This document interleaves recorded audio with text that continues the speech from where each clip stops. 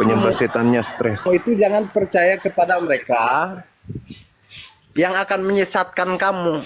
Tapi selagi apa yang mereka sampaikan itu Assalamualaikum, saya sesuai dengan Muslim, Bang. Injil kebenaran, ya Waalaikumsalam harus warahmatullahi percaya. wabarakatuh, Bang Alexander. Apa kau ngomong apa? Yesus mengatakan kalau ada yang bertemu, mengaku melihat bertemu aku di padang gurun, perintah Yesusnya apa? Percaya atau jangan percaya? Jangan percaya kepada mereka yang mengatakan bahwa Mesias jangan itu ada di percaya. sini, Mesias ini ada di sana. Jangan percaya. Nah, Dengar ketika dulu. Paulus mengatakan, Jangan kamu potong di sana. ketika Paulus mengaku bertemu dengan Mesias di padang gurun, perintah Yesusnya percaya atau jangan percaya? Nah, sekarang pertanyaannya, apakah Paulus menyampaikan Injil kebenaran atau menyesatkan? Bukan masalah menyesatkan atau tidak menyesatkan Injilnya. Yesus mengatakan percaya atau jangan percaya. Orang Paulus menyampaikan kebenaran kok. Saya ulang lagi, perintahnya percaya atau jangan percaya. Percaya kepada kebenaran. Inilah cobalah kan, tengoklah saudara-saudara Kristen. Menyampaikan Injil kebenaran. Lihatlah Apa yang ini. salah? Lihatlah perintah Yesus percaya atau jangan percaya. Dengar dulu. Perintah Yesus jangan percaya kepada mereka. Dengar dulu. Percaya. Dengar, dalilnya bukan begitu. Jangan kau tambah. Ketika ada orang yang mengaku ada Mesias di sana, ada Mesias di sini, jangan kamu percaya. Ketika Paulus mengaku bertemu dengan Kristus, ketika Paulus mengaku bertemu dengan Kristus di padang gurun, perintah Yesusnya percaya atau jangan percaya? Ini baca ayatnya, tapi nggak selesai. Perintahnya percaya atau jangan percaya? Dia cuma potong sampai kepada perintahnya percaya Yesus, atau jangan percaya? Mengatakan bahwa perintahnya percaya atau jangan percaya? Percaya bahwa jangan kamu percaya bahwa ada Mesias di sini, ada Mesias di sini, tapi lanjutannya itu nggak dibaca. Apa lanjutannya? Makanya sekarang buka biar kita lihat sama-sama. Apa lanjutannya? Apa lanjutannya? Masih ada lanjutannya itu. Iya, apa lanjutannya? Jika mereka menyampaikan sesuatu tidak sesuai dengan Injil atau Mana kebenaran, ada dalilnya kayak begitu? itu jangan percaya. Penipu, pembohong. Nah, inilah akibatnya kan? Inilah akibatnya. Terbongkar semua. Udah. Kamu ke gereja, cari pendeta, colok pantatnya, jilat tanganmu. Mungkin dengan cara begitu, kau bisa waras. Baik, Abang sebentar, Silakan, Petra silakan. sebentar. Ini ada Kodonditan. Assalamualaikum Kodondi. Kodonditan. Kalau dilihat dari akunnya kemarin yang live, ya mudah-mudahan beliau yang asli. Kodonditan. Ya, halo. Bukan kau. Sabar dulu. Di tempat saya azan, Abang. Saya mute dulu izin. Oke. Kodondi.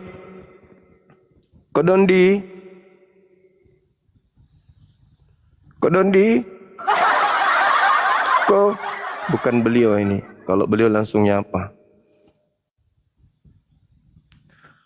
Kodondi kalau jumpa sama saya itu langsung nyapa, nggak mungkin nggak. Ya, halo. Selamat sore, Juma. Iya. Sore anak jin. Perintah Yesusnya. Siapa nak Jin Juma? Ya kau lah. Seperti nggak cara Islam.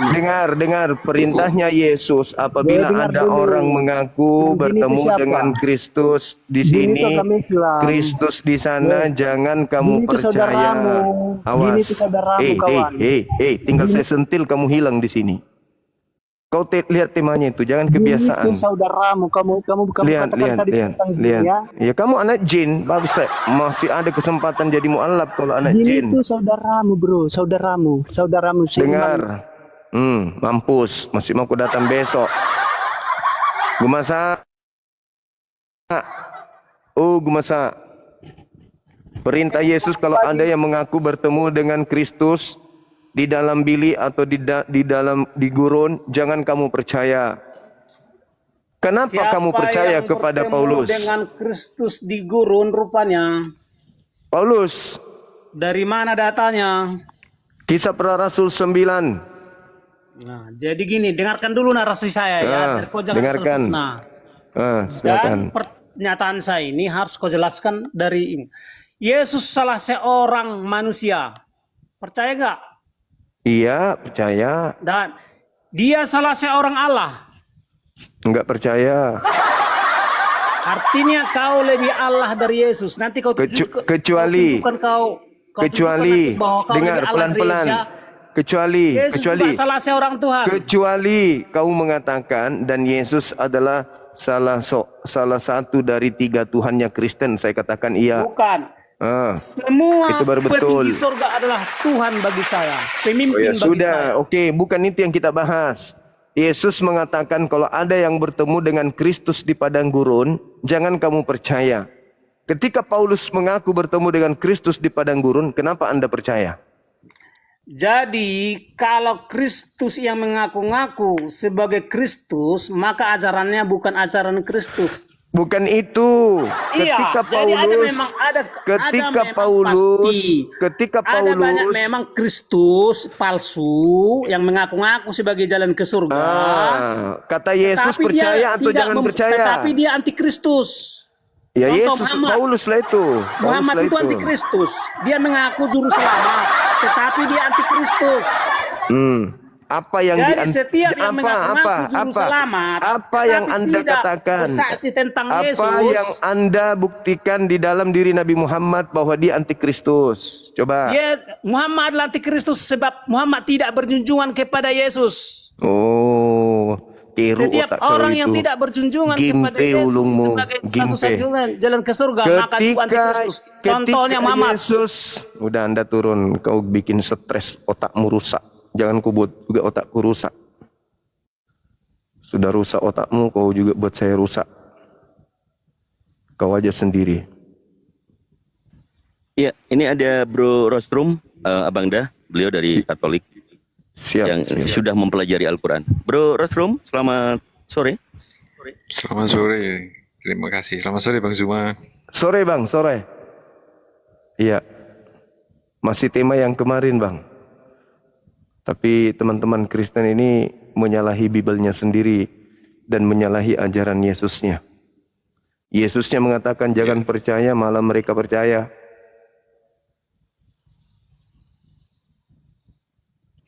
Itu ada narasinya sudah sampai kemana-mana Bang. Nah itu dia makanya.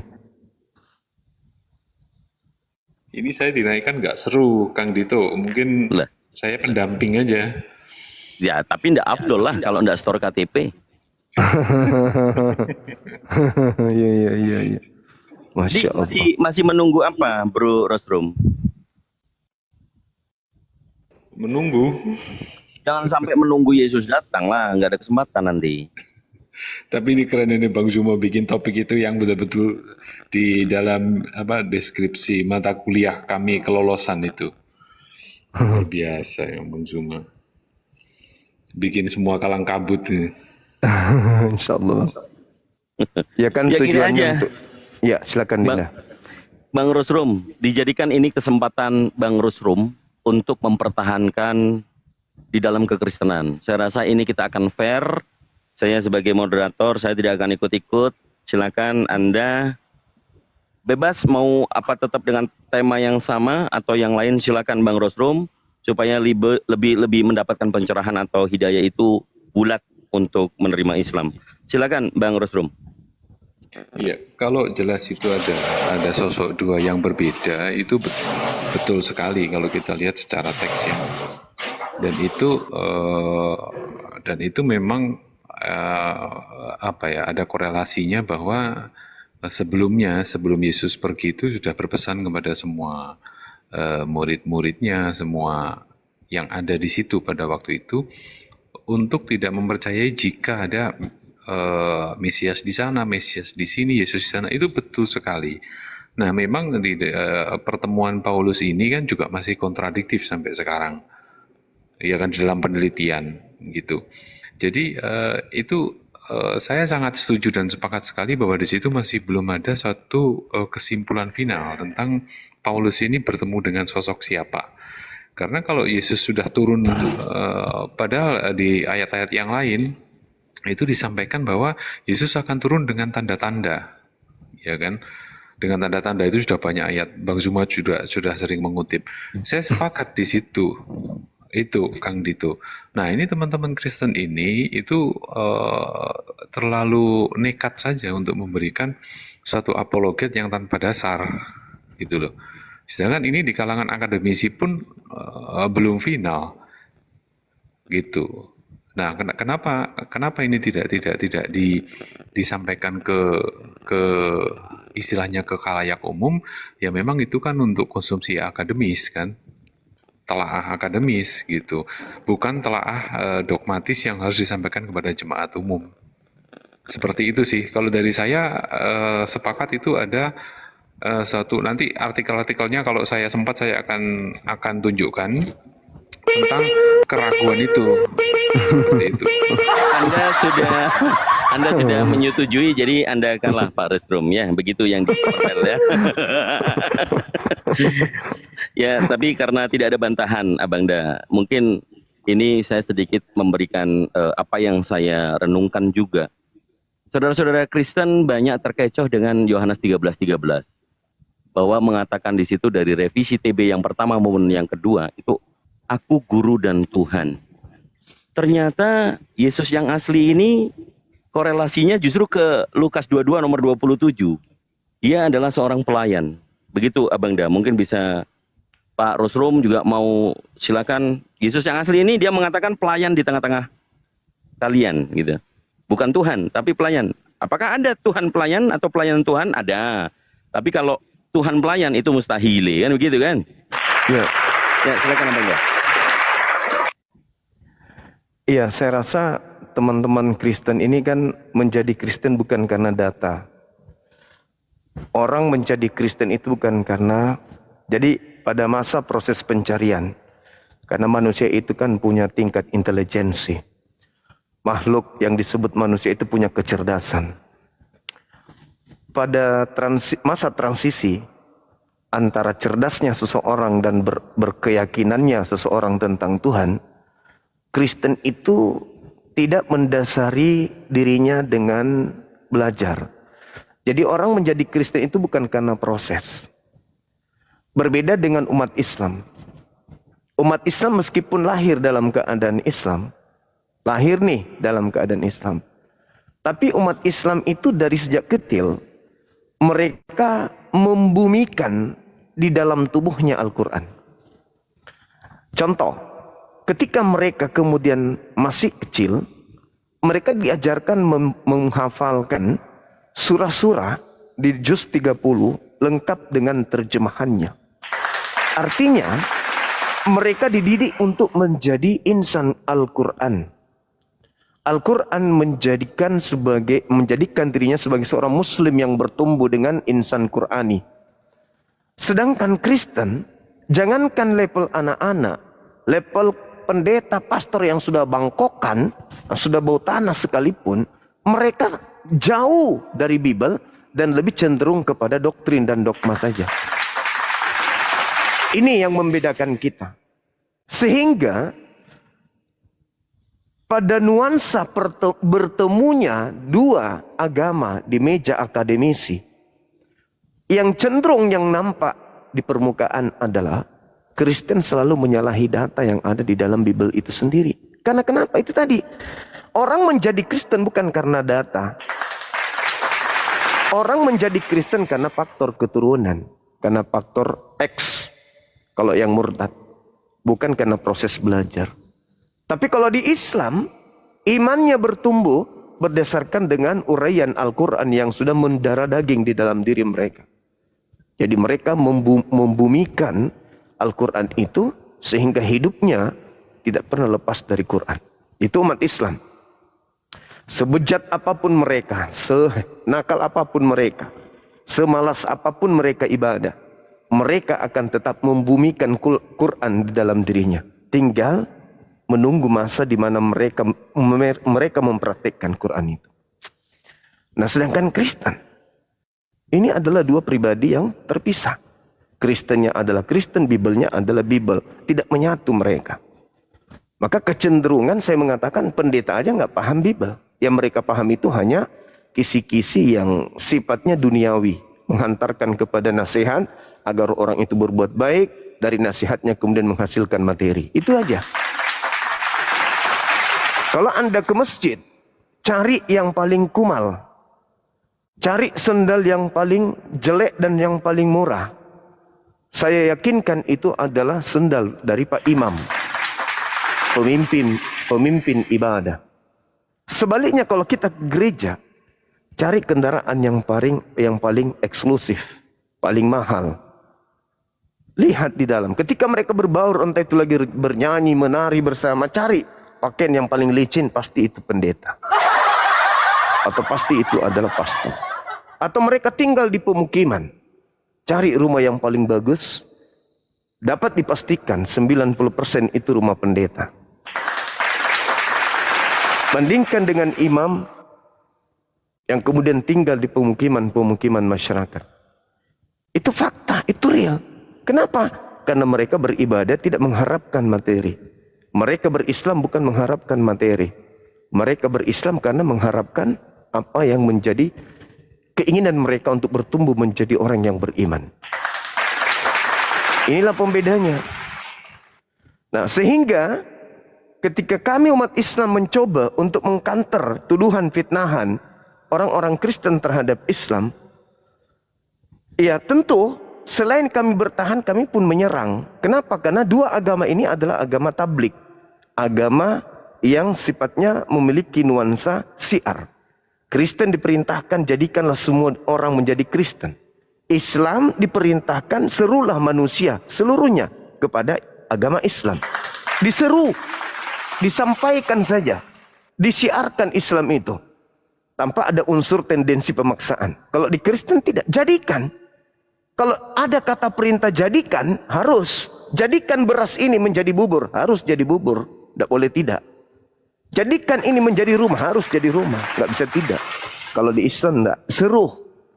Jadi kita hanya disuruh untuk menyampaikan, bertablik ria. Nah, oleh karena itu, ketika Kristen itu diperintahkan untuk melakukan penginjilan kepada seluruh makhluk, jadikan seluruh makhluk ini menjadi pengikut dari makhluk yang keluar dari kubur, kami umat Islam mempertahankan akidah kami. Kami nggak mau. Kami nggak mau. Meskipun Kristen melakukan segala macam cara untuk mengkristenkan kami. Kami tetap bertahan, tidak akan mau. Nah, salah satu tajuk pertahanan yang kami lakukan adalah membuka komal-komal seperti ini, mengajak saudara Kristen untuk silakan Anda paparkan kebenaran yang Anda punya. Silakan Anda sosialisasikan agama yang Anda punya. Sampaikan apa yang Anda menurut Anda adalah benar. Dengan pola angkat tema. Di Islam, apakah tema ini juga bisa diambil? Bisa. Al-Quran mengatakan, وَمَا قَتَلُوا وَمَا صَلَبُوا وَلَكِنْ شُبِّهَ لَهُمْ. Yang mereka salibkan adalah orang yang diserupakan bagi mereka. Berarti ada dua. Di Islam juga ada dua. Ada yang asli, ada yang diserupakan. Berarti ketika berbicara mengenai Al-Masih atau Kristus, Islam juga memiliki itu, Kristen juga memiliki itu. Permasalahannya di Islam, Islam tidak pernah bertentangan dengan iman Islam itu sendiri dengan kitab sucinya. Berbeda dengan Kristen. Kitab sucinya mengatakan jangan percaya, praktiknya percaya. Kalau di Islam perintahnya sholat, kami sholat. Perintahnya puasa, kami puasa. Perintahnya percaya, kami percaya. Percaya kepada Allah, kami percaya kepada Allah. Percaya kepada Rasul, percaya kepada malaikat, percaya kepada Nabi, percaya kepada kitab-kitab, percaya kepada hari akhir. Percaya kepada takdir baik buruk. Kami percaya, perintahnya percaya. Tapi kalau Kristen disuruh percaya, malah sebaliknya. Contoh, jangan percaya kalau ada yang mengaku bertemu Kristus di padang gurun. Praktiknya percaya. Kuduskanlah hari Sabat. Praktiknya batalin hari Sabat. Sunatkan kulubmu. Praktiknya jangan bersunat kulub. Jangan ada ilah lain di hadapanku. Prakteknya burung merpati jadi ilah. Yesus anak manusia juga jadi ilah. Bahkan Kristus yang datang kepada Paulus pun jadi ilah.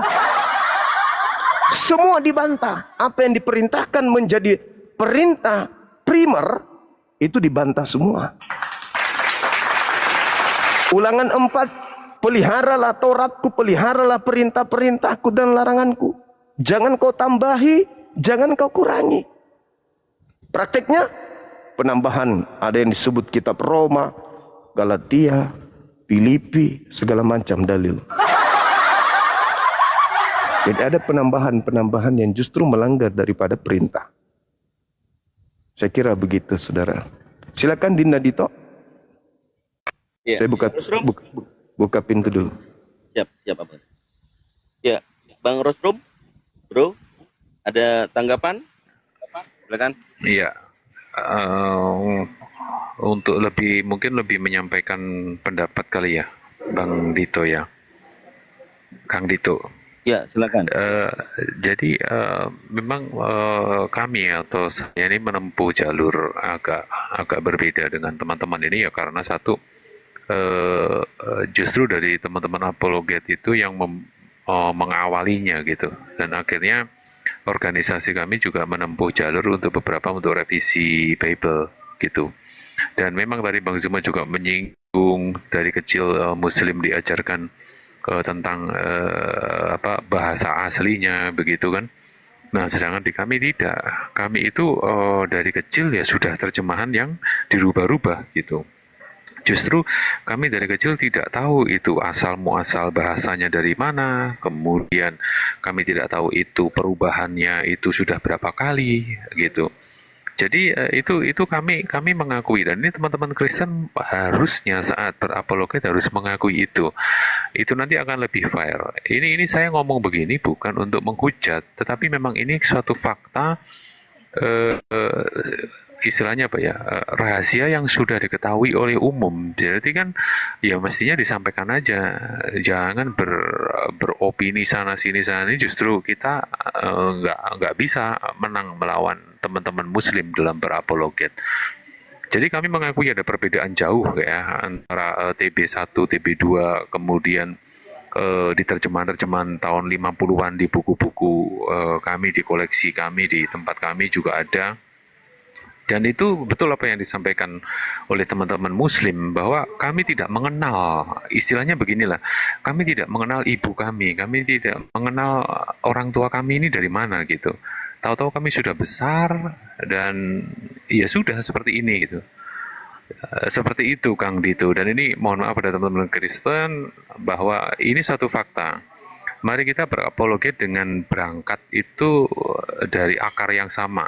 Nah, itu nanti justru kita akan bisa mengakui. Kalau memang kita itu secara dogmatis gereja ataupun secara pengakuan Bapak Gereja bahwa kita punya 3 lah, kita punya kesetaraan 2 yang disetarakan lah, itu diakui di depan.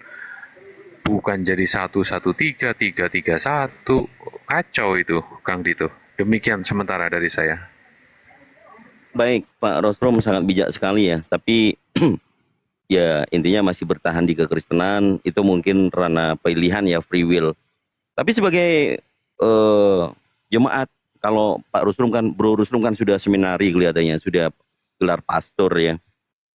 Apologet di dalam Katolik itu kan mereka Katolik menggunakan dalil di 1 Petrus pasal 3 nomor 15 dan nomor 16. Itu fakta bagi apologetik Katolik, tapi ini menyimpang dengan yang dilakukan oleh RK.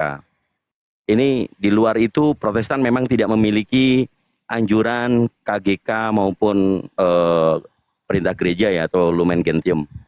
Cuman begini, Bro Rusrum, kalau kita berdiskusi mencari kebenaran ya antara 2 agama ini, pastinya kebenaran itu yang dicari adalah yang hak, bukan yang benar-benar kebetulan, bukan.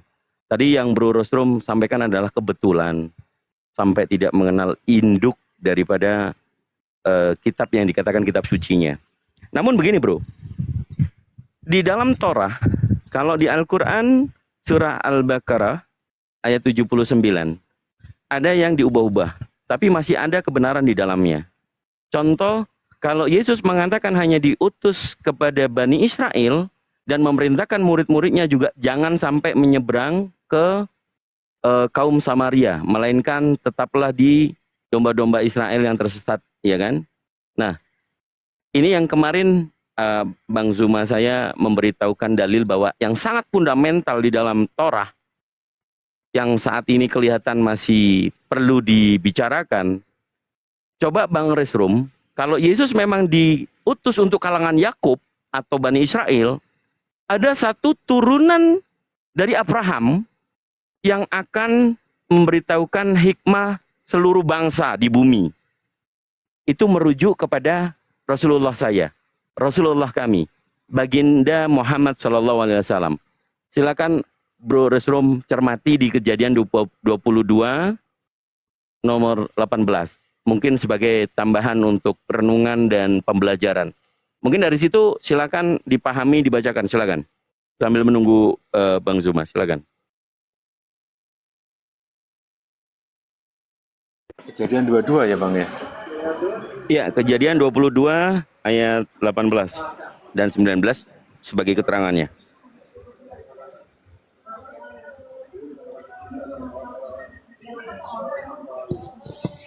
Oleh keturunanmu lah semua bangsa di bumi akan mendapat berkat karena engkau mendengarkan firman-Ku. Kemudian kembalilah Abraham kepada kedua bujangnya dan mereka bersama-sama berangkat ke Berseba. Dan Abraham tinggal di Berseba.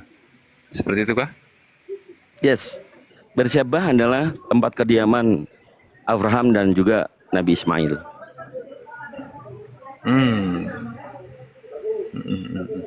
Ya, begini Bang, ini kan saya dari sisi kritik teks dan kritik sejarah ya. Memang kalau kita melihat dari definisi Mesias itu sendiri, kita tidak bisa menutup bahwa Mesias sendiri diartikan kalau sekarang teman-teman yang menyimak ini mau googling atau KBBI atau mungkin AI, itu memang Mesias itu orang yang diurapi, utusan khusus dari Tuhan, bisa dijadikan sebagai raja. Ya itulah yang membuat kesalahpahaman tentang kata-kata tuan, guru, raja gitu. Nah, di sini ada satu kekeliruan dalam penulisan di Bible Indonesia ya, bahwa raja ini itu ditafsirkan sebagai raja yang di situ God gitu. Nah ini ada beberapa contoh ya. Nah untuk masalah kesinambungan antara keturunan Abrahamik sampai dengan Yesus itu kan memang ya dari sisi sejarah sudah fakta ya. Saya harus membahas yang bagaimana lagi gitu. Teman-teman jauh lebih tahu gitu. Nah kembali lagi kepada tentang mesianik ya. Mesianik di dalam kekristenan itu kekristenan yang sekarang ya, itu mesianik lebih memang mengarah kepada ritual-ritual yang dibawa oleh bangsa Romawi gitu tentang mesianik itu. Dan memang di situ ada alkulturasi budaya yang di situ menjadikan satu dogma doktrin Bapak Gereja itu menjadi sedikit bergeser, menurut saya ya, sedikit bergeser. Seperti itu sih, Kang Dito. Mungkin dari teman-teman Kristen ada yang mau menanggapi atau menyanggah, silahkan. Ya, kita sapa dulu. Abang dah udah monitor, Bang? Udah, Dek. Siap. Iya. Kita sapa dulu Alexander. Selamat sore. Alexander Selamat sore. dibuka mir. Iya, dari Kristen, Bang? Iya dulunya Bang, tapi masih dalam pergumulan. Oh, dalam pergumulan. Bukan Muslim kan? Bukan. Oke, siap. Ya, silakan Abang dah. Kita tadi bahas tipis mengenai Kejadian 22 ayat 18, Bang. Iya, Itu dari baik. Bang Rusrum. Silakan. Baik, Bang. Bismillahirrahmanirrahim. Kalau berbicara mengenai Nabi Ibrahim alaihissalam, Nabi Muhammad diminta kemudian untuk beriman kepada apa yang diwahyukan kepada Nabi Ibrahim, Ismail, Ishak, Yakub dan keturunannya di dalam Al-Quran surah Al-Baqarah ayat 136. A'udzubillahi minasyaitonirrajim. Qulu amanna billahi wa ma unzila ilaina wa ma unzila ila Ibrahim wa Ismail wa Ishaq wa Ya'qub wal asbati wa ma utiya Musa wa Isa wa ma utiyan nabiyyuna min rabbihim la nufarriqu baina ahadin minhum wa nahnu lahu muslimun. Nah, jadi di data Al-Quran menerangkan wa nahnu lahu muslimun. Artinya bahwasanya seluruh nabi yang diutus oleh Allah kepada Bani Israel yang diceritakan kemudian di dalam Al-Quranul Karim, itu kami beriman, kami percaya, dan menurut Al-Quran ya memang kami harus beriman kepada mereka. Kemudian kesimpulan ini bahwasanya kami beriman kepada ajaran yang datang kepada para nabi, dalam hal ini Bani Israel, diutus pada mereka nabi, diwahyukan beberapa kitab kepada mereka. Itu prosesnya kemudian berjalan. Ketika kami membuka Bible, kami menemukan ada data di Kejadian 22 nomor 18 itu. Di samping itu kami juga menemukan terkait dengan Kejadian 12 nomor 3 itu. Dan ini cakupannya membahas tentang ya Islam, Kristen, dan semua agama yang ada di muka bumi ini. Kenapa saya mengatakan demikian? Karena polanya kita yang mengaku sebagai agama samawi, cerminan keyakinan kita itu adalah bahwa apa yang kita imani hari ini adalah hal yang menurut keyakinan kita itu memiliki sumber, yang mana sumber ini dari pencipta langit dan bumi. Nah, untuk itulah kemudian Islam tidak berdiri sendiri. Kristen juga kalau mau mengakui tidak berdiri sendiri silakan saja. Yang pada prinsipnya adalah di dalam Al-Quran ketika dikatakan wa nahnu dan kami muslim berserah diri kepada Allah, maka komponen ini itu dimiliki oleh para nabi dan juga masih kami temukan di dalam Bible. Berserah diri. Yesus juga berserah diri. Nabi Musa berserah diri. Abraham berserah diri. Daud, Salomo berserah diri. Oleh karena itulah, cerminannya antara dua agama, Islam, Kristen, itu bisa kita lihat. Kalau Al-Quran, ya nanti saudara tidak percaya. Tapi kalau kita berbicara mengenai dalil yang tadi, Kejadian 22 nomor 3 misalnya. Siapa yang mengutuk aku akan mengutuknya. Siapa yang memberkati aku akan memberkatinya. Dan olehmu, bangsa-bangsa akan mendapatkan berkat. Ini luar biasa nih. Yang kedua, nuansanya juga berbicara hal sama seperti itu. Kejadian 22 nomor 18 tadi. Oleh keturunan mula seluruh bangsa akan mendapatkan berkat. Kalau kita melihat struktur pengajaran Musa dan juga implementasi apa yang disebut firman atau kalam dari langit kepada dia, maka cakupannya hanya untuk Bani Israel tok. Dengan kata lain, ibarat meja makan, kita nggak diundang ke sana untuk makan. Lapar dong kita. Atau kita harus mencari makanan di luar sana yang tidak disediakan untuk kita di meja Abraham. Atau di meja Musa. Cerminannya kepada Yesus pun sama. Aku diutus hanya kepada domba yang sesat dari umat Israel. Bahkan Yohanes 17 nomor 9, aku berdoa bukan untuk dunia. Bahkan Yesus berpesan kepada muridnya agar jangan ke bangsa lain. Lalu bagaimana ceritanya dari keturunan Abraham bisa dunia ini mendapatkan berkat? Sedangkan Kristen datang itu unsur pemaksaan. Pemaksaannya di mana? Ada tembok yang begitu tinggi yang harus diseberangi oleh Kristen. Aturannya seperti itu. Tetapi Kristen curang. Kenapa curang? Karena menanggalkan petua-petua Yesus yang menjadi dasar ajaran Yesus kepada Bani Israel. Contoh yang tadi. Waspadalah kepada Kristus yang palsu. Kristus palsu ini akan menyesatkan banyak orang. Yang dilanggar oleh Kristen, Kristen tidak mau peduli. Mana orang banyak itu? EGP. Yang pasti kami Kristen pengikut Kristus. Mereka tidak mencoba untuk menelaah dan bercermin. Mana pengikut palsu yang banyak ini? Adakah selain Kristen? Tak ada. Cuman Kristen di luar Yahudi yang mengaku sebagai pengikut Kristus. Naifnya, Yesus di dalam tataran pengajaran kepada Bani Israel memiliki submateri dan kisi-kisinya jelas. Apa kisinya? Segala firman yang Yesus lontarkan dari mulutnya. Di antaranya adalah, waspadalah kepada penyesat yang datang kepadamu. Objek yang dikatakan ketemu di situ atau kamu atau kalian adalah Bani Israel. Berarti penyesatnya datang kepada Bani Israel. Mengaku bertemu dengan Mesias di padang gurun, mengaku Mesias bertemu dengan Mesias di dalam bilik rahasia atau temeong dalam bahasa Yunani.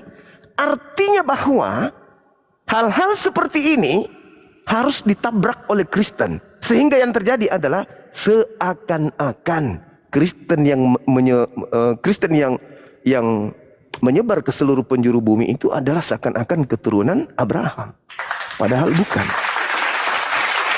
Oleh keturunanmu maka dunia akan mendapatkan berkat. Nah, mari saya urai polanya. Keturunan Abraham, Yesus. Kita sepakat itu. Berdasarkan kemudian Al-Quran, berdasarkan kemudian Bible. Kalau Yesus berarti saya pinjam itu adalah Nabi Isa alaihissalam dalam tataran diskusi kali ini. Artinya bahwa Kristen mengajarkan keturunan Abraham ini mati dengan cara dikutuk oleh Elohim untuk menebus dosa-dosa mereka orang Kristen. Sementara perintahnya adalah, penjabarannya adalah oleh keturunanmu dunia akan diberkati. Bagaimana bisa diberkati dengan kutuk? Galatia 3 nomor 13. Kemudian saudara, yang menghimpit ajaran Kristen di sini adalah pengakuan-pengakuan yang muncul di dalam kitab yang Kristen sendiri tenteng setiap saat. Contoh Ulangan 33 nomor 4. Apa yang dikatakan di situ? Hukum yang datang kepada Musa adalah milik kepunyaan Yakub. Adalah milik kepunyaan Ben Yakub, keturunan Yakub. Yeremia 31 nomor 31 sampai 34. Perjanjian baru Tuhan dengan Bani Israel dan Bani Yehuda, yaitu memasukkan hukum Taurat ke dalam batin setiap Bani Israel dan Bani Yehuda. Di luar daripada itu tidak ada dalilnya. Kemudian Mazmur 147, data nomor 19-nya, data nomor 20-nya. Hukum-hukum yang datang kepada Yakub dan aturan-aturan yang datang kepada Israel tidak aku berikan kepada bangsa lain. Kan nyekik.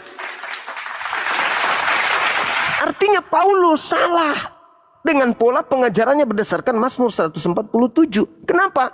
Karena ajaran yang dikatakan Kristus telah mati dengan cara terkutuk.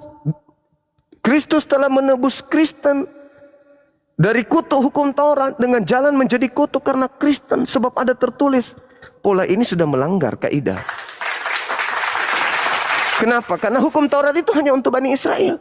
Apa pula dia sibuk-sibuk mati untuk membebaskan Kristen dari Taurat? Gak ada nyambung-nyambungnya. Hukum Taurat itu hanya untuk Bani Israel. Ketika dibatalkan, maka dibatalkan untuk si pemilik hukum, bukan untuk Kristen. Tapi lagi-lagi Kristen berasa Taurat tidak berlaku lagi. Sekarang bebas makan babi. Sejak kapan perintah larangan babi itu ada kepada Kristen? Gak ada nabi diutus ke Kristen. Nabiku, ya Tuhanku, larang Kristen makan babi. Mana dalilnya? Gak ada dalilnya itu, gak ada. Itu dibuat-buat sendiri oleh Paulus. Nah, inilah yang terjadi. Ajaran itu hanya untuk Bani Israel dan tidak diberikan kepada hukum kepada bangsa lain. Sedangkan nubuatannya oleh keturunanmu bangsa di dunia akan mendapatkan berkat. Sederhananya begini, saudara-saudara Kristen. Kalau Anda melihat seorang Kristen masuk Islam, maka lisannya akan basah setiap saat. Basah dengan pemberkatan kepada Abraham. Mereka akan sholat dan mereka akan mengucapkan apa? Kama shallaita ala Sayyidina Ibrahim wa ala alihi sayyidina Ibrahim. Wajib hukumnya dia membaca itu pada saat mereka sholat. Berapa kali umat Islam sholat dalam sehari? 5 kali minimal. Maaf bang, kepotong. Itu maksudnya apa bang? Artinya bang kalau di Indonesia kan? Berkah atas Nabi Abraham dan juga berkah Tuhan atas keturunan Abraham. Pemberkatan. Pemberkatan. Sama Hosana Abraham, Hosana anak Daud. Ya, jadi ketika dikatakan kemuliaan terhadap Abraham dan kemuliaan terhadap keturunan Abraham, kami menang 1 poin. Karena Kristen justru memproklamirkan terkutuknya keturunan Abraham di atas tiang salib. Sementara janji Allah, aku akan memberkati siapapun yang memberkati engkau Abraham. Kira-kira apa yang terjadi dengan umat Islam? Ketika pola keagamaannya siang malam sibuk, lisannya nih tembus ke kepala, di seluruh hati yang paling dalam. Allahumma salli ala sayyidina Ibrahim wa ala ali Ibrahim. Jelas itu. Jadi kami melakukan pemberkatan. Sebelumnya Nabi kami tidak pernah membaca dalil itu. Nabi Muhammad membaca kitab Kejadian, bikin deh dalam sholat begini. Enggak ada itu. Itu cerminan bahwa apa yang ada di dalam kaidah Islam tercermin dari ajaran yang menjadi ajaran yang lebih dulu datang. Nah sekarang kalau Indonesia penuh dengan umat Islam, maka Indonesia penuh dengan manusia yang melakukan pemberkatan kepada Nabi Abraham. Dan kalau itu terjadi, bumi Indonesia diberkati oleh Tuhan.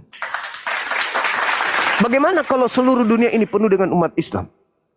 Maka seluruh dunia ini akan diberkati oleh Tuhan. Sebaliknya, mohon maaf nih, sebaliknya. Kalau orang Kristen ditanya, apakah Ismail itu anak sah atau anak tidak sah? Orang Kristen akan berlomba-lomba mengatakan Ismail adalah anak yang tidak sah. Seorang laki-laki memiliki anak yang tidak sah, berarti laki-laki itu pesina. Minimal bersina sampai anak-anaknya ada. Berarti dengan kata lain, Kristen telah mengutuk Abraham. Mengutuk di sini mencela, menghina, merendahkan. Barang siapa yang menghina, barang siapa yang mencela, barang siapa yang memburuk-burukkan engkau, maka aku pun akan memburukkan dia. Barang siapa yang mengutuk engkau, dalam bahasa Yunani katara, mengutuk, mencela, menghina, merendahkan, menghinakan, maka aku pun akan menghinakan, merendahkan, mencemarkan dia. Nah sekarang Kristen ditanya, wahai saudara Kristen, siapa Ismail ini menurut kalian? Kuda apa? Kuda liar. Keledai liar katanya. Apalagi anak zina, anak tidak halal, anak yang tidak dijanjikan, anak yang tidak diharapkan, anak dari budak, anak seorang gundi, anak yang dihasilkan dari ketidaksabaran Abraham. Apakah itu bukan penghinaan? Apakah itu bukan kutuk? Kutuk. Jadi kalau Indonesia penuh dengan orang-orang Kristen, apakah Indonesia diberkati Tuhan? Tidak. Berdasarkan Kejadian 12 nomor 3. Aku akan memberkati engkau Abraham, dan siapa yang memberkatimu akan aku berkati, siapa yang mengutukmu akan aku kutuk. Kristen demi untuk menaikkan titel, demi untuk menyanjung Kristus makhluk roh yang datang kepada Paulus ini setinggi Tuhan, mereka tak peduli menghina Abraham. Abraham mengajarkan sunat, Kristen batalin. Abraham mengajarkan menyembah kepada Elohim, Kristen batalin. Abraham mengajarkan kemudian untuk kurban hewan, Kristen batalin. Apakah itu tidak membenci ajaran Ibrahim? Benci. Mau sampai kapan Kristen melakukan hal tersebut? Sedangkan polanya jangan pakai Quran, pakai Bible. Perjanjian lama lah, atau perjanjian barunya orang Yahudi. Aku akan memberkati siapapun yang memberkati engkau Abraham. Kalau orang Kristen ini memberkati Abraham, tak ada alasan dong Sunat itu kan hanya diperintahkan kepada Abraham saja dan keturunannya. Nggak ada alasan. Kenapa? Karena kan kita ingin dapat berkat Tuhan. Dengan ingin mendapatkan berkat Tuhan, polanya apa? Memberkati Abraham, menyanjung Abraham, mengikuti milah Abraham. Nah, ini satu hal. Kemudian saudara-saudara Kristen selalu bertanya, mana perintah sunat di dalam Al-Quran? Orang Kristen yang belajar pasti tahu dan paham kalau kita berbicara mengenai Brit milah. Brit milah artinya perjanjian sunat.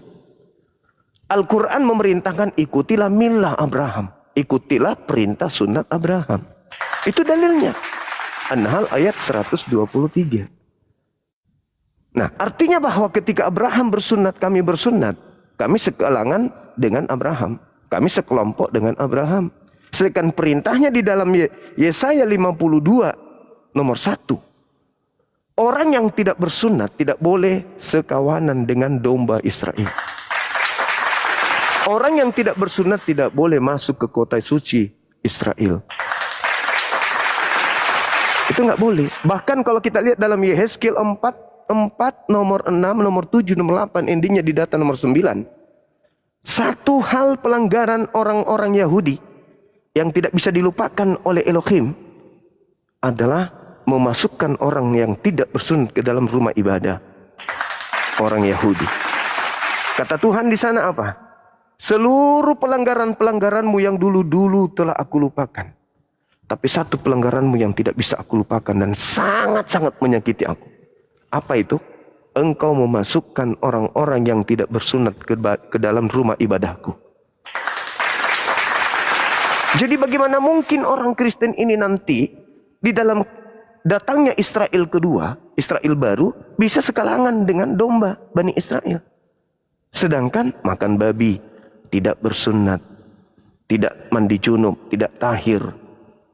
Di dalam tubuhnya itu penuh dengan makanan yang diharamkan oleh kitab sucinya orang Yahudi. Jadi nggak bisa.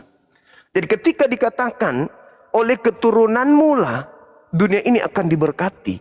Siapa keturunan dari Nabi Abraham yang mendapatkan titah untuk mengajarkan ajaran Eloah Abraham, Eloah Isa, Eloah Yakub kepada seluruh dunia? Nabi Musa hanya untuk Bani Israel. Yesus hanya untuk Bani Israel. Lalu siapa? Oh, Paulus. Tunggu dulu. Kalau Paulus harus tanya dulu. Siapa yang memerintahkan dia ke seluruh dunia? Siapa yang memerintahkan dia untuk pergi ke seluruh bangsa? Itu dulu cari. Oh, bukan bang, Yesus sendiri. Yang mana itu? Yang keluar dari kubur. Periksa dulu. Apakah itu betul Yesus? Yang keluar yang bangkit pada hari ketiga? Atau jangan-jangan itu adalah sibilisis? Periksa dulu. Data-data dulu kita harus uji. Kita uji kompetensi terhadap oknum tersebut. Kenapa dia mampu mendapatkan mukjizat? Dari mana mukjizatnya? Dari mana kekuatannya? Aku diberi kekuatan, aku diberi kuasa. Dari mana kuasanya? Harus dideteksi dulu. Pergilah ke seluruh bangsa, jadikan seluruh bangsa menjadi muridku. Murid yang mana dulu ini? Muridnya siapa ini yang datang nih, yang keluar dari kubur ini? Apa kata Yesus tentang kebangkitan hari ketiga? Apakah itu tanda untuk angkatan jahat? Atau itu angkatan untuk orang yang selamat? Teliti dulu, baru nyebrang. Karena kenapa? Yesus mengatakan hanya untuk Bani Israel. Yesus mengatakan hanya kepada domba yang sesat dari Bani Israel. Bahkan orang yang bertemu saja dengan Yesus, wanita Kanaan, seorang ibu memelas, memohon untuk kesembuhan anaknya. Yesus katakan apa? Anjing, pemakan sampah. Apatah lagi kita yang bukan Bani Israel yang tidak sesaman dengan Yesus. Apanya kata Yesus kepada kita ini? Makanya dia turun menjadi hakim untuk yang kedua kalinya. Karena ada yang terdakwa. Kenapa ada terdakwa? Yesus malu di hadapan Tuhannya. Kenapa malu di hadapan Tuhannya? Karena dia tidak pernah sekalipun terlontar dari lisannya. Terlontar dari kisi pengajarannya. Sembahlah aku, Tuhankanlah aku setara dengan Bapa. Adapun perkataannya aku dan Bapa satu. Satu di dalam misi. Yaitu menjadi penyelamat bagi Bani Israel. Aku tidak berkata-kata dari diriku sendiri. Aku tidak bekerja dari diriku sendiri. Aku tidak seorang diri. Sebab Bapa senantiasa menyertai aku. Aku dan Bapa adalah dua. Yohanes 8 nomor 15, 16, 17, 18. Jika aku menghakimi, penghakimanku itu benar. Sebab aku tidak seorang diri. Tetapi aku bersama dengan Bapa. Bersama itu artinya dua. Sebab bukankah di dalam kitab Tauratmu tertulis 2 saksi adalah sah. Akulah yang bersaksi tentang diriku 1, dan Bapa yang bersaksi tentang aku 2. Berarti aku dan Bapa adalah 2. Kenapa Yesus mengatakan aku dan Bapa adalah 1? Yohanes 8 nomor 29. Bapa yang mengutus aku senantiasa menyertai aku dan tidak membiarkan aku seorang diri.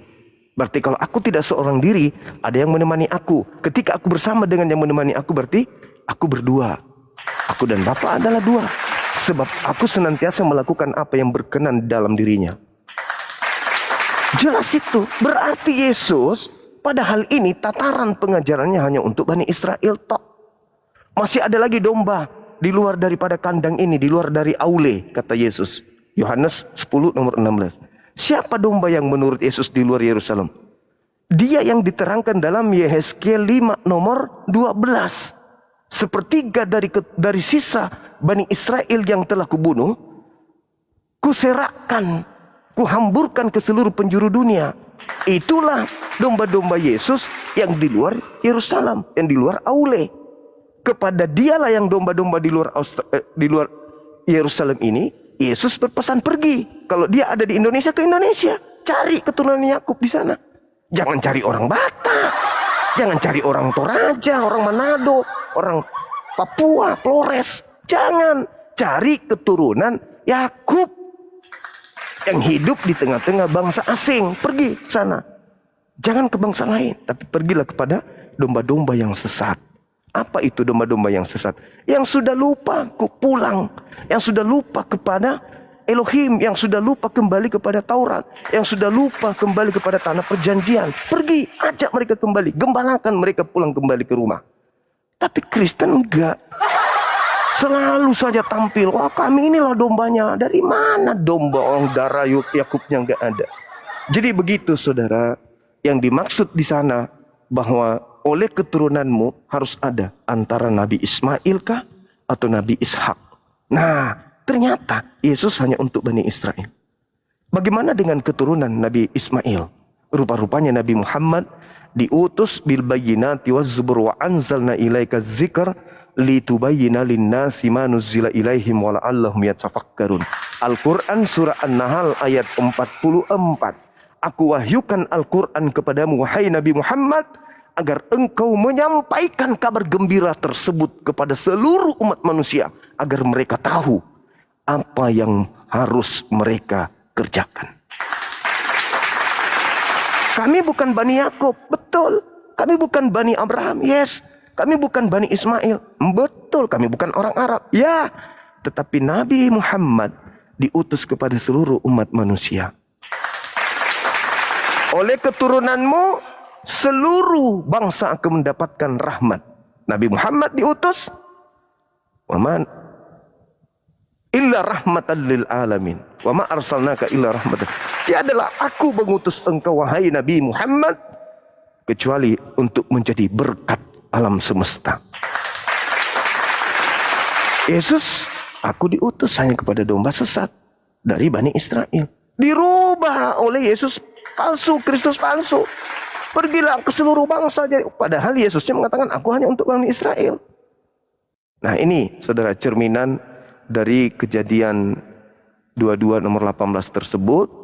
Dan juga apa yang tertuang di dalam Al-Quran surah Al-Baqarah ayat 130 sampai 140. Silakan Dinda Dito, mungkin ada teman kita Kristen yang masih mau berdiskusi, pelan-pelan silakan dinaikkan. Masya Allah, luar biasa. Allahu Akbar. Allah. Ya Pak Rusrum atau Pak Alexander, ada yang mau sampaikan Pak Alexander? Mau bertanya, kelihatannya Anda menyimak dari tadi. Melanjutkan diskusi atau mau mencari kebenaran Islam, silakan. Gini Bang, untuk penjelasan tadi dari Abang Juma sudah saya simak, tapi yang ingin saya tanyakan itu terkait pembahasan tentang Alkitab, di mana ada mengutip ayat 1 Korintus 11 tadi Bang. Nah di situ kan maksud saya ada kawan-kawan Kristen yang lain juga yang ingin menjelaskan kan, tetapi kan Bang Juma menjelaskan ayat itu bahwa itu bukan terjemahan yang asli. Artinya Paulus mengakui dia sebagai Mesias. Padahal dalam terjemahan yang terakhir itu kan dia mengajari umatnya untuk mengikuti Yesus Kristus. Maksud saya setiap kitab itu kan pasti ada terjemahan untuk memperjelas makna, nggak Bang? Kira-kira setiap Iya. kitab maksudnya. Itu jadinya ke tafsir. Maksud saya di Al-Quran ada nggak misalnya untuk memperjelas makna dalam ayat itu? Tafsir Bang, tafsir. Tafsir Bang ya. Iya. Oke, ini Bang, saya mau ini nanya tentang ini surah Al-Kautsar. Surah Al-Quran Al-Kautsar. Iya. Di situ kan ayat yang pertama ya Bang, huruf yang pertama Iya. tuh, Bang.